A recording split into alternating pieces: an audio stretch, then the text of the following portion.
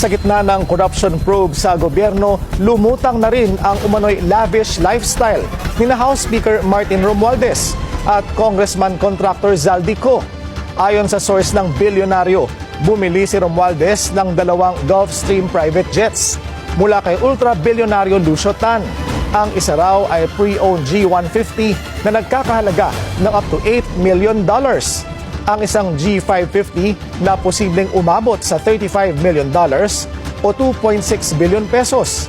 Nakapark daw ang aircraft sa hangar ni Tan at nakuha na raw nito ang atensyon ng Malacanang. Si Zaldico naman na nasa Amerika, pinupull out na umano ang kanyang sariling fleet ng luxury jets at choppers sa Pilipinas. Ayon sa mga dokumentong nakalap ng bilyonaryo, pinapa-register na ng kanyang Misibis Aviation ang fleet nito. Partikular ang umano'y Gulfstream G350 na may halagang $36 million. Ang namumuno sa aircraft leasing business ang anak ni Ko na si Michael Ellis Ko. Meron din umanong 5 luxury Bell choppers ang Misibis